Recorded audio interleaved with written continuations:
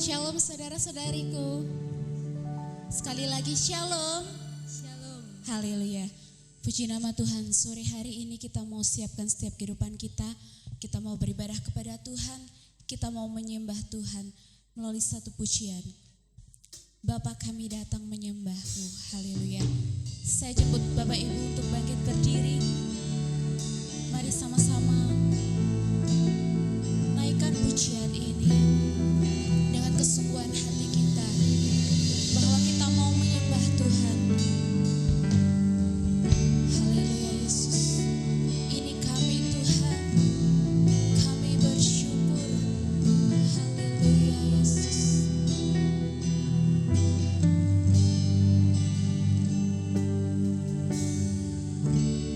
Bapakku datang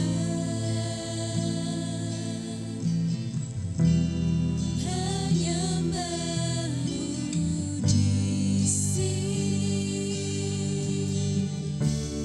Ku percayakan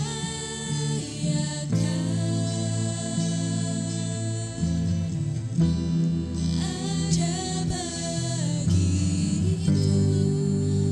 Bapa, kami datang. Bapakku datang menyembah-Mu di sini.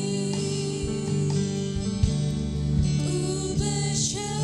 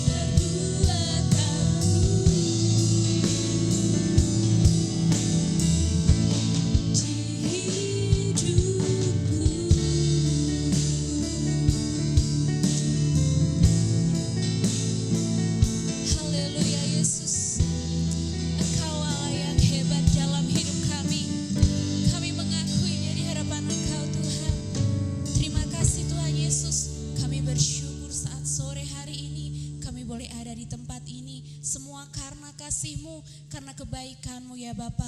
Untuk itu Tuhan kami mau menyembah-Mu, kami mau bersorak-sorai, kami mau membesarkan nama-Mu lewat puji-pujian kami. Mari Tuhan Yesus, melalui ibadah ini dari awal sampai akhirnya kami mau serahkan dalam dan kuasa-Mu. Engkau yang beracara, Engkau yang ada di tengah-tengah kami, mengurapi kami Tuhan yang hadir saat ini. Terima kasih Tuhan Yesus, ini hidup kami, ini hati kami siap untuk memulai ibadah kami di dalam nama Tuhan Yesus Kristus. Haleluya, amin. Haleluya, silahkan duduk saudara-saudariku. Kita mau bersorak-sorai bagi Tuhan, kita mau tinggikan Dia, kita angkat pujian, Allah ditinggikan dengan sorak-sorai. Haleluya.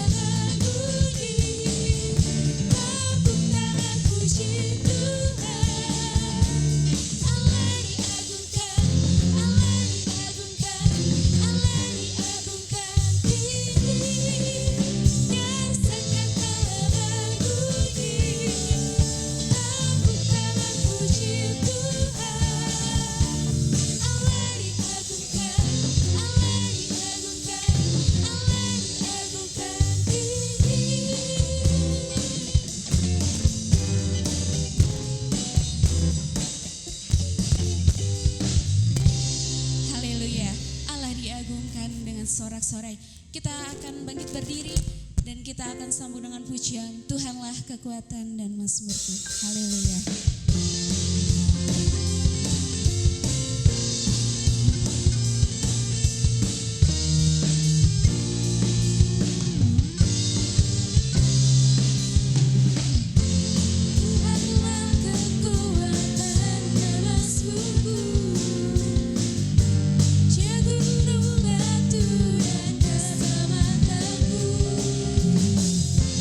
Hanya padamu hatiku percaya.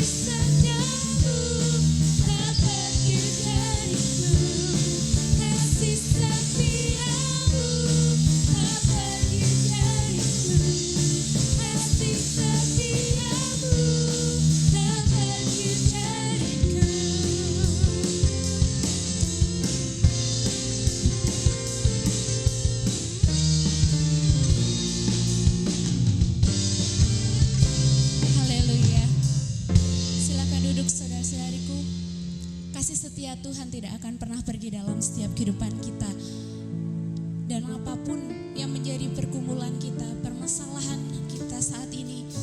Tuhan tahu, Tuhan ingin kita menyerahkan setiap kehidupan kita. Kita mau menyerahkan semua pada Tuhan. Dia Allah yang akan membela setiap kehidupan kita. Amin. Haleluya Yesus.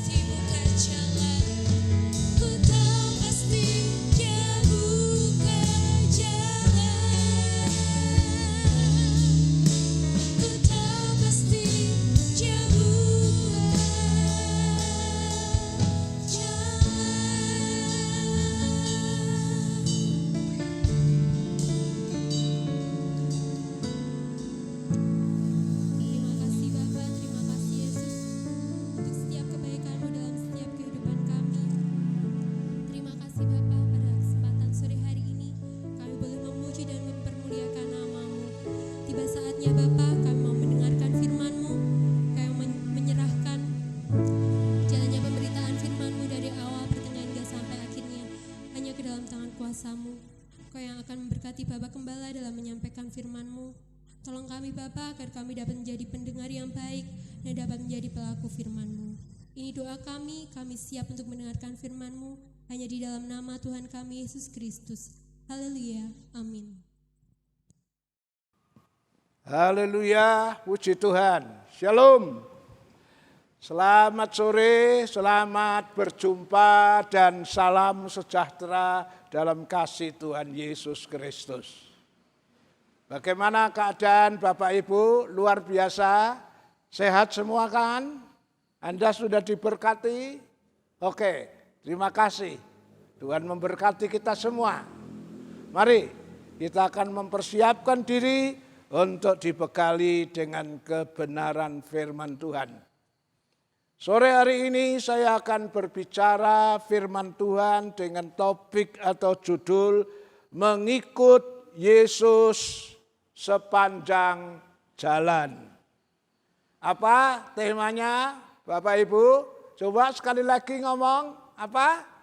Mengikut Yesus sepanjang jalan. Iya, ayat dasarnya saya ambil dari Injil Markus pasal 10 ayat 52 terjemahan lama. Markus 10 52 terjemahan lama. Demikian bunyi firman Tuhan. Maka kata Yesus kepadanya, pergilah engkau, imanmu sudah memulihkan engkau. Seketika itu juga ia, Bartimius, menerima penglihatannya, lalu mengikut Yesus sepanjang jalan. Saya ulangi, lalu mengikut Yesus sepanjang jalan. Nah, ini menjadi tema Markus 10:52 bagian terakhir. Lalu mengikut Yesus sepanjang jalan. Dulu waktu Bartimius masih buta, dia enggak tahu, dia enggak kenal siapa Yesus. Dia sedang berada di mana, dia enggak ngerti waktu Bartimius masih buta. Karena itu dia tidak pernah mengikut Yesus. Tapi satu saat si buta yang namanya Bartimius ini mendengar kalau Yesus mau lewat di jalan itu. Bartimius ini tinggal di Yeriko. Nah, waktu Yesus mau mengunjungi kota Yeriko, Bartimius mendengar, mata tidak melihat tapi telinga bisa mendengar kalau Yesus mau lewat. Oleh karena itu Bartimius mempersiapkan diri. Dia kepengen sekali ketemu sama Tuhan Yesus. Sudah lama dia dengar tentang Yesus yang melakukan banyak mujizat. Mulai dari air menjadi anggur. Ya, mulai dari menyembuhkan orang tuli bisa mendengar. Orang bisu bisa berkata-kata. Orang lumpuh bisa jalan. Bahkan dia mendengar orang mati pun dibangkitkan oleh Yesus. Nah, Bartimius kepengen ketemu Yesus. Dia rupanya tanya sana sini, Yesus nanti lewat di jalan mana? Nah, setelah dapat keterangan pasti, dia menunggu di pinggir jalan di mana Yesus mau lewat. Nah, pada saat Yesus lewat, memang Bartimius matanya tidak melihat, tapi telinganya dengar. Orang rame, sorak-serak. Ya. Nah, setelah suara itu makin dekat, Bartimius bisa memastikan inilah saatnya Yesus berada di depannya. Lalu dia berteriak sekeras-kerasnya, Yesus, Anak Daud, kasihanilah aku. Awalnya Yesus seperti tidak dengar apa-apa. Yesus seperti tidak menaruh perhatian apa-apa. Tapi dia teriak terus. Yesus anak Daud, kasihani aku. Yesus belum jawab, malah murid-muridnya yang sok tahu itu marah-marah. Si buta, ngapain kamu teriak-teriak? Kalau Yesus mau tolong ya sudah tolong dari tadi. Yesus itu tidak tuli. Ngapain teriak keras-keras? Makin dilarang, makin sekerasnya dia teriak, Yesus, anak Daud, kasihani aku. Akhirnya Tuhan Yesus menyuruh salah satu murid, panggil dia.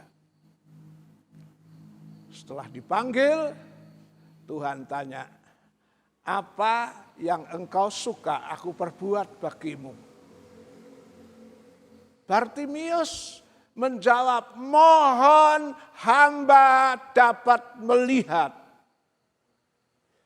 Nah, Yesus melihat bagaimana keseriusan Bartimius. Yesus tahu iman kesungguhan Bartimius. Lalu Yesus mengatakan, imanmu memulihkan, imanmu menyembuhkan engkau. Saat itu juga Bartimius bisa melihat. Nah, setelah Bartimius bisa melihat, Bartimius bersorak-sorak memuji Tuhan. Dan dikatakan, dan dia mengikut Yesus sepanjang jalan. Ya, dia segera mengikuti Yesus sepanjang jalan. Pertanyaannya adalah, bagaimana dengan saudara dan saya? Sudahkah kita mengambil putusan untuk mengikut Yesus sepanjang jalan? Kalau toh selama ini kekristenanmu hanya ikut-ikutan, kalau toh selama ini ibadahmu hanya karena diajak teman, karena bosmu orang Kristen, karena mertuamu Kristen, lalu Anda selama ini ya udahlah, aku ikut sama-sama seperti dia supaya aku bisa disenangi, mengambil hati mertua atau bos. Tapi sore hari ini Tuhan tanya, sudahkah Anda menjadi orang Kristen yang siap mengikut Yesus sepanjang jalan? Mari kita akan kupas tentang apa arti dari mengikut Yesus sepanjang jalan. Yang pertama, arti dari mengikut Yesus sepanjang jalan adalah dia mau mengikuti Yesus kemanapun Yesus pergi. Ke kota, ke desa, ke gunung, ke pantai. Tidak pilih-pilih tempat.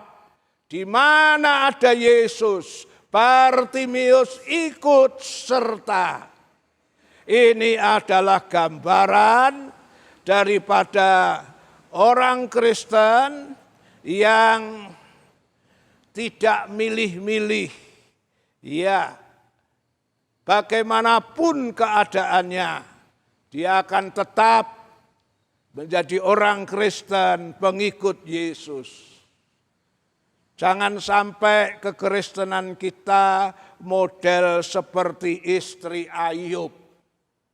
Istri Ayub itu kalau diibaratkan orang Kristen, itu menggambarkan orang Kristen yang pilih enaknya saja.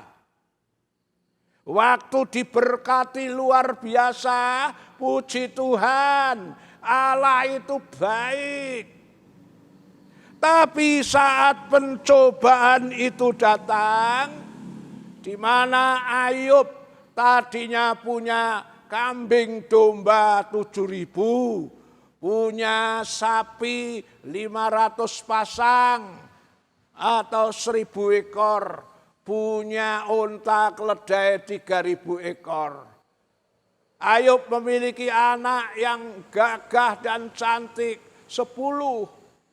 Ya, saat rumah tangganya Ayub diberkati Tuhan, istri Ayub ibarat orang Kristen mengatakan Tuhan itu baik.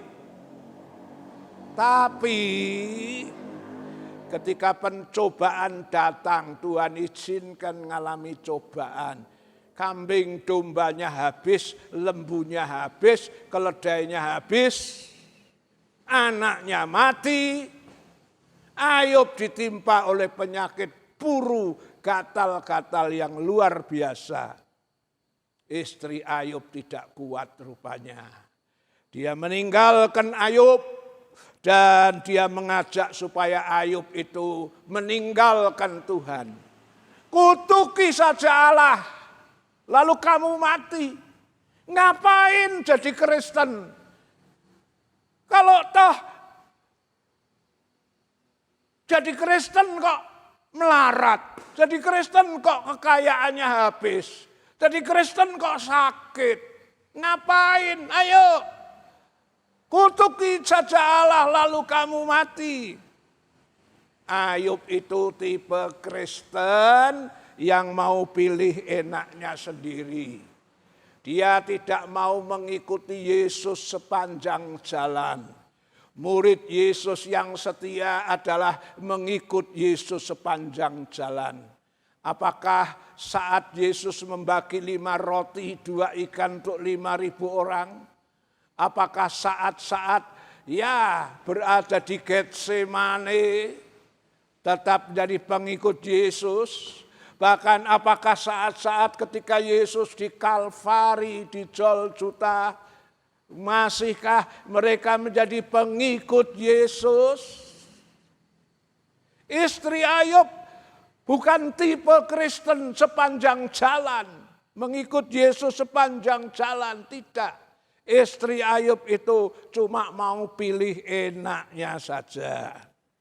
Beda dengan Ayub, saudara. Ayub itu tipe Kristen yang mau mengikut Yesus sepanjang jalan. Tidak pilih-pilih waktu di gunung, di pantai, di kota, di desa, di mana Yesus berada, dia mau tetap.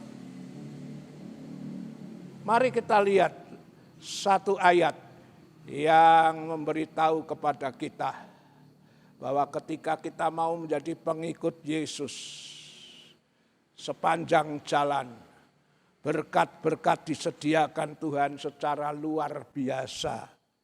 Ya.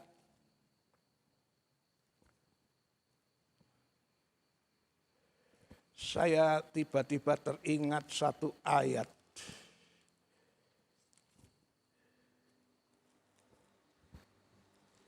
Di mana itu?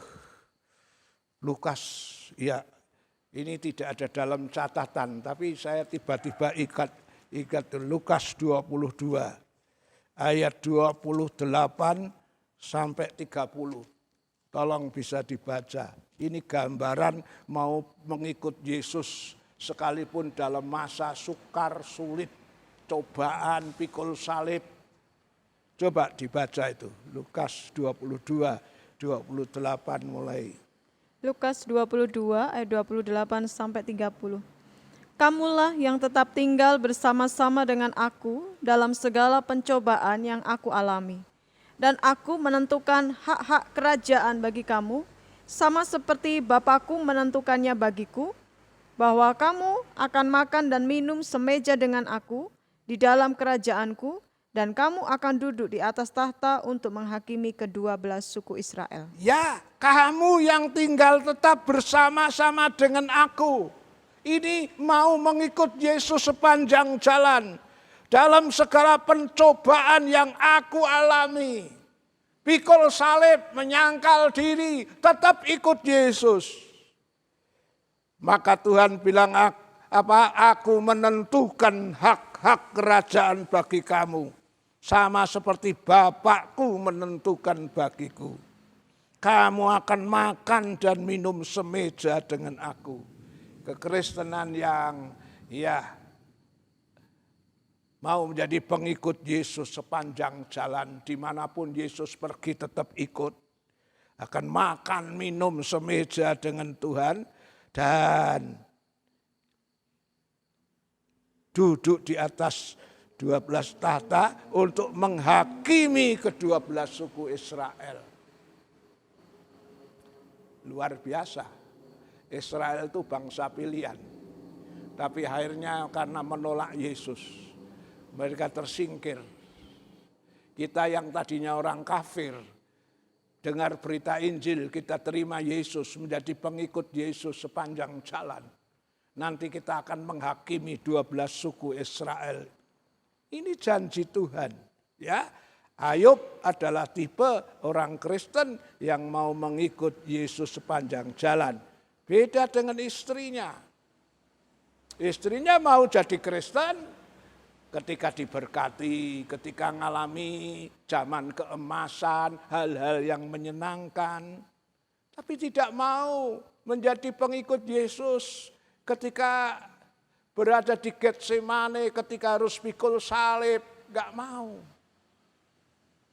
Justru saudara, firman Tuhan mengatakan ketika saudara dan saya diizinkan oleh Tuhan mengalami penderitaan, masalah dalam mengikut Yesus, saat-saat seperti itulah Tuhan sedang menguji iman kita. Dan saat-saat seperti itulah ketika saudara bertahan, imanmu akan disempurnakan. Coba kita lihat itu. 2 Korintus 12 ayat 7 sampai 9. Pengalaman dari Rasul Paulus. 2 Korintus 12 ayat 7 sampai 9. Dan supaya aku jangan meninggikan diri karena pernyataan-pernyataan yang luar biasa itu, maka aku diberi suatu duri di dalam dagingku, yaitu seorang utusan iblis untuk mengocoh aku, supaya aku jangan meninggikan diri. Tentang hal itu aku sudah 3 kali berseru kepada Tuhan, supaya utusan iblis itu mundur daripadaku. Tetapi jawab Tuhan kepadaku, cukuplah kasih karuniaku bagimu, sebab justru dalam kelemahanlah kuasaku menjadi sempurna. Justru dalam kelemahanlah kuasaku menjadi sempurna. Sebab itu terlebih suka aku bermegah atas kelemahanku, supaya kuasa Kristus turun menaungi aku. Ya, ini pengalaman Paulus. Paulus itu dipakai Tuhan luar biasa. Ya, sampai sapu tangannya aja kena orang sakit jadi sembuh. Luar biasa. Paulus yang punya pengalaman diangkat ke langit tingkat 3. Dan dia mendengar suara perkataan-perkataan yang masih rahasia, yang belum boleh diberitakan kepada yang lain.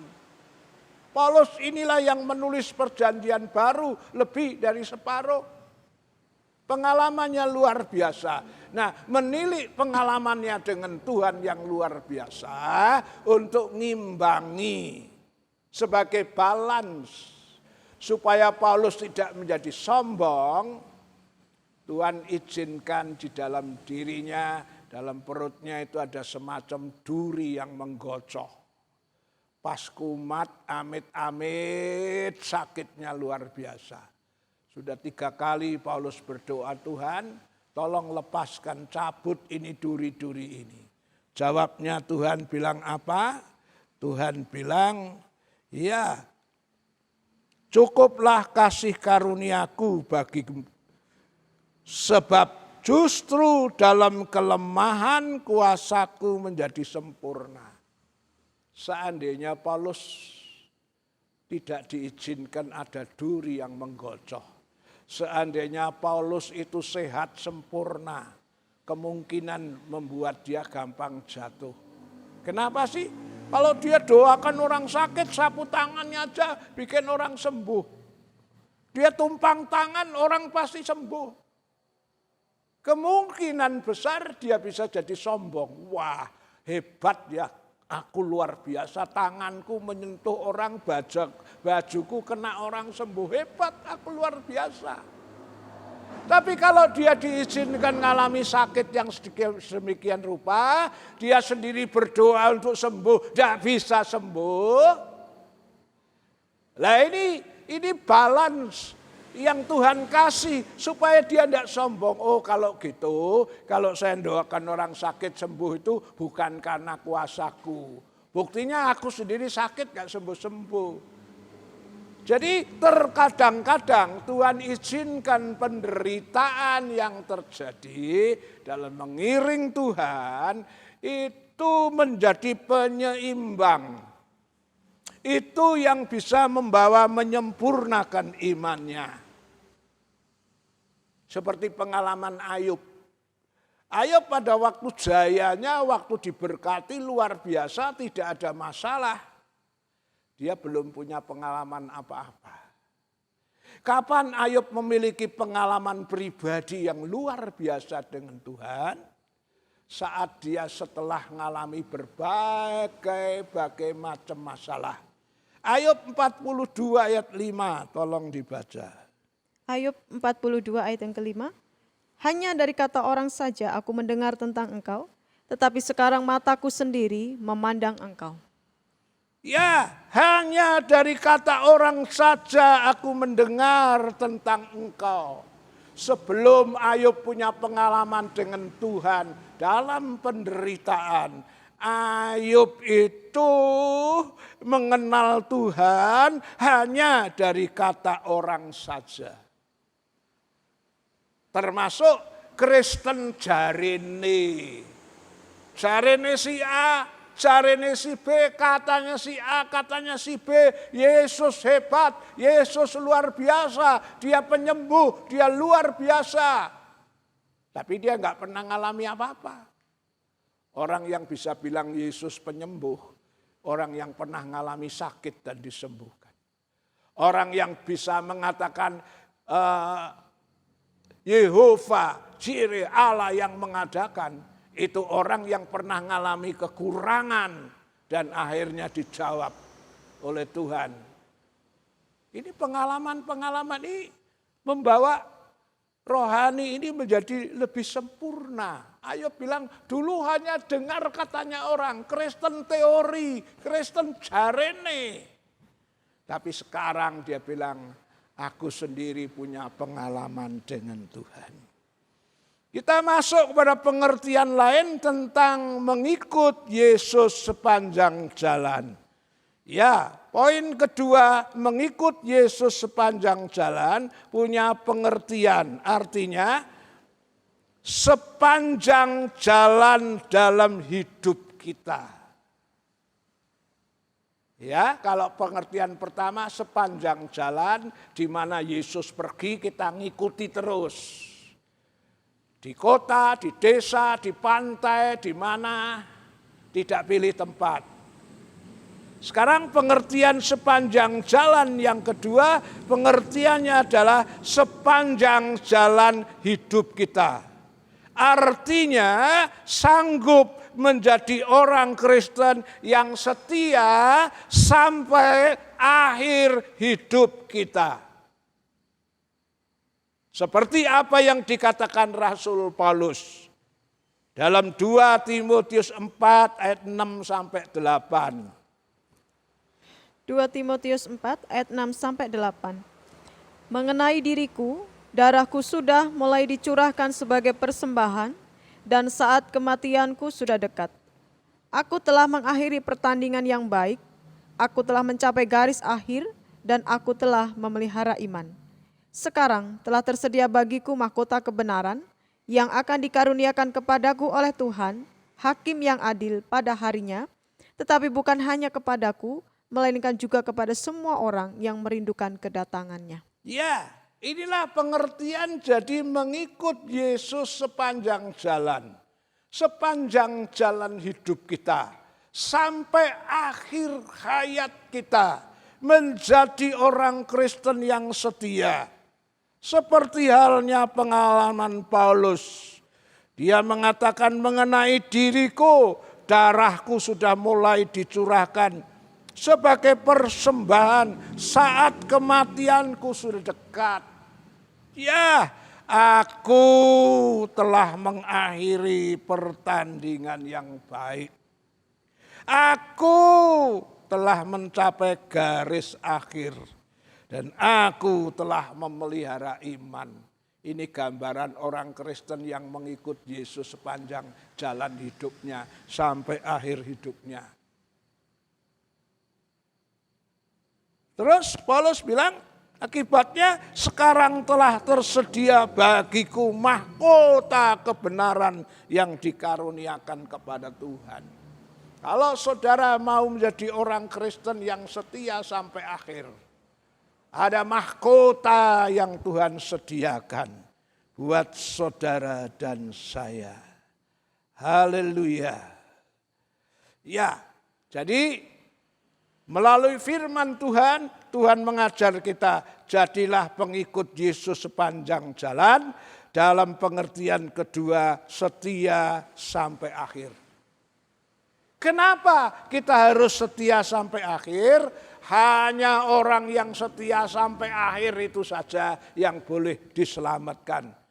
Matius 24:13. Matius 24 ayat 13. Tetapi orang yang bertahan sampai kesudahannya akan selamat. Yang bertahan sampai kesudahannya, Kristen sepanjang jalan hidup sampai akhir, dialah yang akan selamat.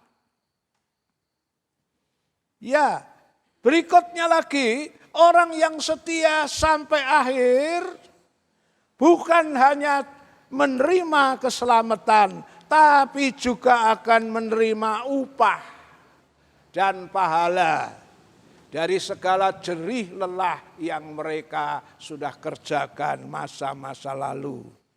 Yehezkiel 3 ayat 20. Yehezkiel 3 ayat 20. Jikalau seorang yang benar berbalik dari kebenarannya dan ia berbuat curang dan aku meletakkan batu sandungan di hadapannya, ia akan mati. Oleh karena engkau tidak memperingatkan dia, ia akan mati dalam dosanya, dan perbuatan-perbuatan kebenaran yang dikerjakannya tidak akan diingat-ingat, tetapi aku akan menuntut pertanggungan jawab atas nyawanya daripadamu. Ya, kalau ada seorang benar, tadinya sudah benar. Tadinya sudah Kristen yang baik. Tadinya sudah nurut firman. Tetapi di tengah jalan, entah kenapa ini. Mungkin gara-gara tersinggung perkataan, firman yang keras, atau mungkin salah paham dengan teman seimannya, akhirnya dia mutung. Ya, dia meninggalkan Tuhan. Terus Tuhan meletakkan batu sandungan. Pas dia meninggalkan Tuhan, tidak mau kembali, Tuhan meletakkan batu sandungan. Tidak tahu batu sandungannya itu berupa apa. Sakit yang berat lalu mati. Atau tiba-tiba mengalami kecelakaan lalu mati. Orang yang semacam ini mati di dalam dosanya. Dan kalau dia mati di dalam dosanya, maka dikatakan segala perbuatannya masa lalu tidak diingat-ingat lagi. Muspro tanpa gunung. Tidak ada gunanya. Tidak dapat upah apa-apa. Tapi kalau saudara setia sampai akhir, ada mahkota yang Tuhan sediakan. Selain pengalaman Paulus tadi di suratan Timotius, kita juga bisa temui di suratan Wahyu 14 ayat 13. Wahyu 14 ayat yang ke-13. Dan aku mendengar suara dari sorga berkata, tuliskan, berbahagialah orang-orang mati yang mati dalam Tuhan sejak sekarang ini. Sungguh kata Roh, supaya mereka boleh beristirahat dari jerih lelah mereka, karena segala perbuatan mereka menyertai mereka. Karena segala perbuatan mereka menyertai mereka. Untuk siapa? Orang yang mati dalam Tuhan. Inilah orang Kristen sepanjang jalan hidupnya. Dia mengikut Yesus sampai akhir. Ya, termasuk orang yang berbahagia. Sungguh kata Roh, supaya mereka boleh beristirahat. Kematian orang yang setia sampai akhir, dia beristirahat. istirahat di Firdaus sambil menanti kedatangan Tuhan yang kedua. Setelah itu dibangkitkan, lalu dikatakan dari jerih lelah mereka tidak sia-sia karena segala perbuatan mereka menyertai mereka. Artinya akan mendapat pahala sesuai dengan jerih lelah masa lalu. Labuh labet anggene pun derek Gusti. Pelayanan saudara, pengorbanan saudara dinilai, dicatat. Kalau saudara setia sampai akhir, saudara dapat pahala upahnya. Tapi kalau saudara mogok di tengah jalan, murtad, tidak setia, semuanya sia-sia, tidak diingat lagi.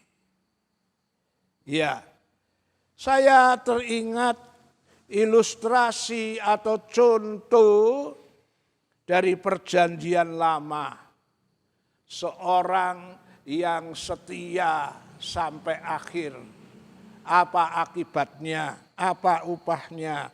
Kita baca dulu kitab Rut pasal 1 ayat 16 dan 17. Rut pasal 1 ayat 16 dan 17. Tetapi kata Rut, janganlah desak aku meninggalkan engkau dan pulang dengan tidak mengikuti engkau. Sebab kemana engkau pergi, ke situ jugalah aku pergi. Dan di mana engkau bermalam, di situ jugalah aku bermalam. Bangsamu lah bangsaku dan Allahmu lah Allahku. Di mana engkau mati, aku pun mati di sana. Dan di sanalah aku dikuburkan. Beginilah kiranya Tuhan menghukum aku, bahkan lebih lagi daripada itu. Jikalau sesuatu apapun memisahkan aku dari engkau, selain daripada maut. Rut adalah gambaran orang Kristen yang setia sampai akhir.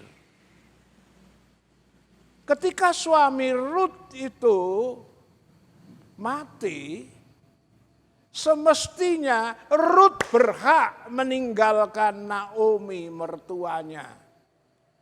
Bahkan mertuanya sudah ngomong, kamu masih muda. Kalau kamu mau menikah lagi, sah-sah saja. Karena suamimu sudah mati. Orpa, saudara ipar Rut, ketika ditawari itu langsung pamit meninggalkan Naomi. Tapi tidak dengan Rut. Rut ini gambaran Kristen yang setia sampai akhir. Dia bilang, tidak ibu, kemanapun ibu pergi, aku akan ikut. Kemana ibu mati dan dikuburkan, di situ aku akan mati dan dikubur. Hanya maut yang bisa memisahkan kita. Lah akhirnya si Naomi tidak memaksa, ya wis kowe nek arep melu aku ya terserah. Nah, singkat cerita, Rut ini tetap mengikut Naomi. Bahkan Rut ini walaupun sudah tidak ada suaminya, dia tetap menyayangi mertuanya.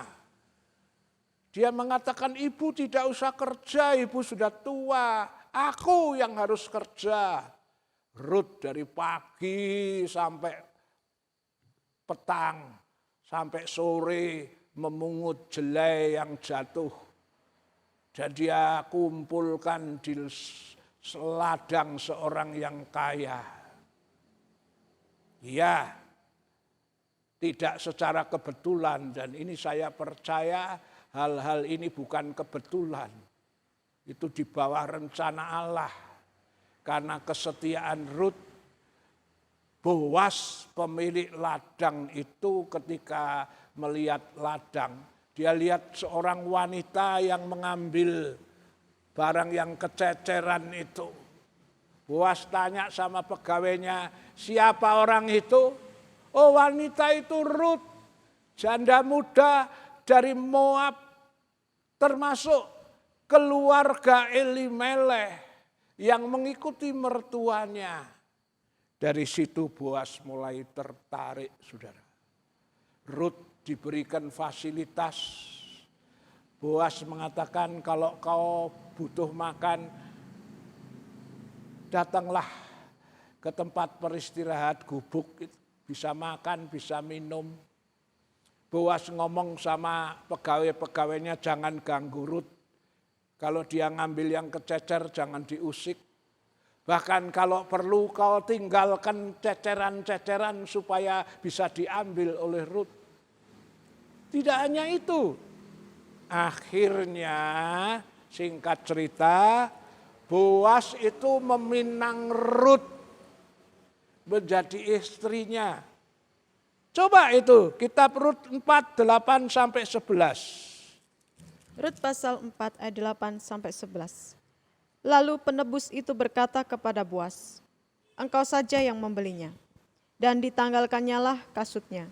Kemudian berkatalah Boas kepada para tua-tua dan kepada semua orang di situ, kamulah pada hari ini menjadi saksi bahwa segala milik Elimelek dan segala milik Kilion dan Mahlon aku beli dari tangan Naomi, juga Rut perempuan Moab itu, istri Mahlon, aku peroleh menjadi istriku untuk menegakkan nama orang yang telah mati itu di atas milik pusakanya. Demikianlah nama orang itu tidak akan lenyap dari antara saudara-saudaranya dan dari antara warga kota. Kamulah pada hari ini menjadi saksi. Dan seluruh orang banyak yang hadir di pintu gerbang dan para tua-tua berkata, kamilah menjadi saksi. Tuhan kiranya membuat perempuan yang akan masuk ke rumahmu itu sama seperti Rahel dan Lea, yang keduanya telah membangunkan umat Israel. Biarlah engkau menjadi makmur di Efrata dan biarlah namamu termasyur di Betlehem. Lihat, akhirnya Rut dipersunting oleh Boas, penebus, pemilik ladang itu. Siapa Boas yang mendapat predikat penebus, pemilik ladang? Dia adalah gambaran dari Tuhan Yesus Kristus. Ya, sebenarnya Rut itu sama sekali tidak punya hak masuk dalam sidang jemaat umat Tuhan. Karena Rut itu keluarga Moab. Di dalam kitab Ulangan sudah dikatakan Moab, Amon dan Moab. Sampai 10 keturunan pun tidak boleh masuk sidang jemaat Tuhan. Tapi heran, Rut yang asalnya Moab, bangsa terkutuk ini, akhirnya menjadi keluarga Boas penebus. Ya, kenapa? Karena kesetiaan Rut terhadap Naomi mertuanya. Ini gambaran dari orang Kristen yang mau setia sampai akhir. Ya, bahkan tidak hanya itu saudara, terakhir Rut ini namanya dicatat sebagai salah satu nenek moyang yang melahirkan Tuhan Yesus. Ya, Matius 1 ayat 5. Matius 1 ayat 5. Salmon memperanakkan Boas dari Rahab, Boas memperanakkan Obed dari Rut, Obed memperanakkan Isai.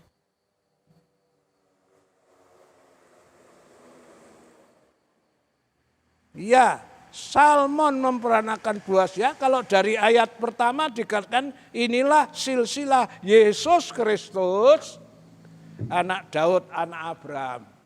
Silsilahnya Yesus. Di ayat 5 disebut Salmon memperanakkan Boas dari Rahab. Boas memperanakkan Obed dari Rut. Rut memperanakkan Isai. Isai melahirkan Daud dan seterusnya dari Daud melahirkan Yesus.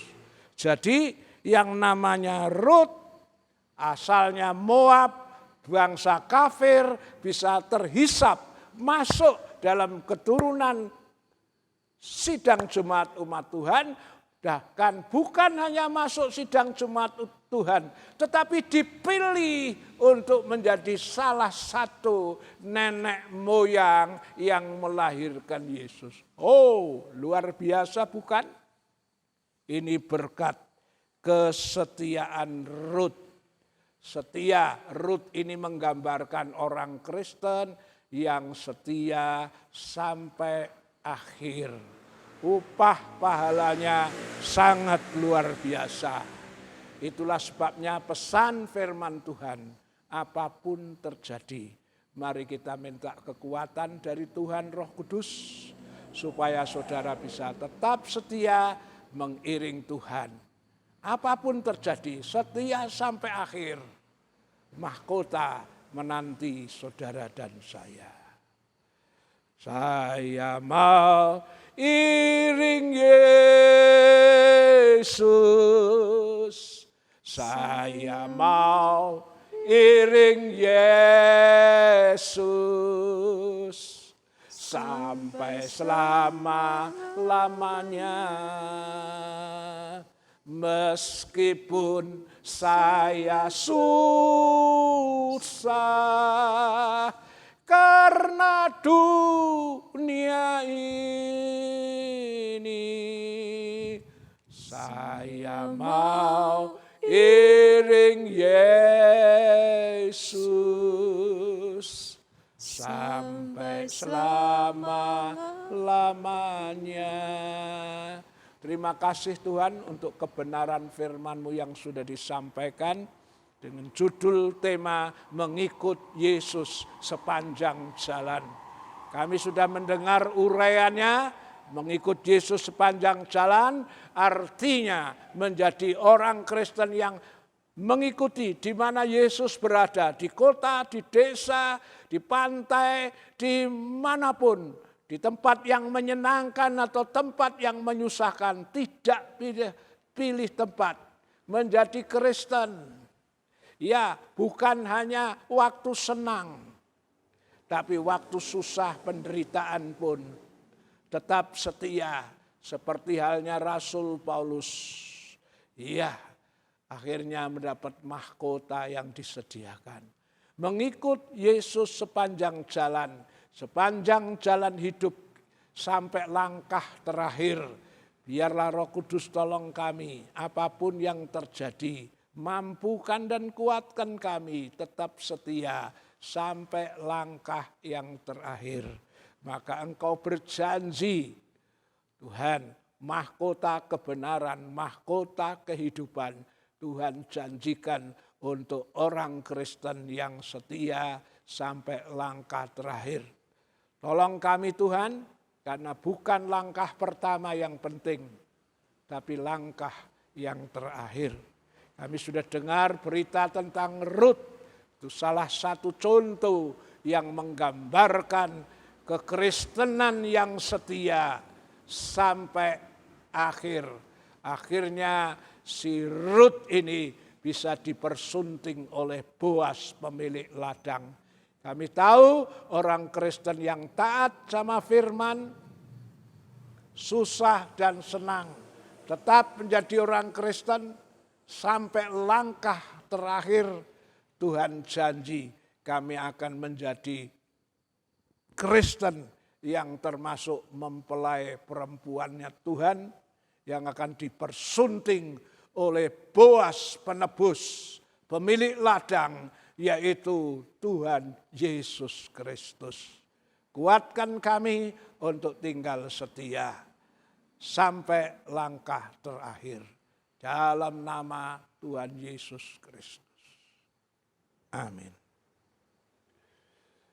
Tidak ada pengumuman lain, kita akhiri ibadah ini. Shalom, shalom, damai Allah turun ke atasmu sekarang. Shalom, shalom, damai Allah sekarang dan selamanya. Seperti sungai mengalir, lembut gemercik, seperti burung merpati, damai surgawi. Shalom, Shalom, diberkatilah kau selalu. Berkat atas nama Bapa, Anak, Roh Kudus. Marilah kita pulang membawa berkat Tuhan. Yang sakit disembuhkan, yang lemah dikuatkan, yang punya masalah, persoalan apapun, engkau pulang dengan kemenangan dan pertolongan Tuhan. Berkatilah setiap usaha anak-anakmu, tani, ternak, dagang, wira swasta, kerja apapun yang hal, pegawai negeri, pegawai swasta. Tuhan tolong apa yang dikerjakan tangan-tangan orang percaya, limpahkan berkat. Anak sekolah, kuliah, kasih kepintaran, kepandaian, Tuhan membuatnya berhasil, kau sediakan semua yang diperlukan. Tolong yang tidak bisa datang, kunjungi, tilik dan lawat mereka. Mungkin sakit disembuhkan, susah dihiburkan, ada masalah, ada persoalan, Tuhan tolong berikan jalan keluar kemenangan. Supaya besok minggu bisa sama-sama kumpul lagi untuk memuliakan nama-Mu Tuhan. Segala persembahan anak-anak-Mu, sukarela, tatangan, perpuluhan, korban, sulung, nasar, dan yang lain-lain, Tuhan memberkati lipat kali ganda. Terimalah berkat dari Allah Bapa, kasih sayang dari Tuhan Yesus, dan persekutuan Allah Roh Kudus, menyertai saudara dan saya saat ini sampai Maranatha, Tuhan Yesus datang kembali. Haleluya. Amin. Tuhan memberkati.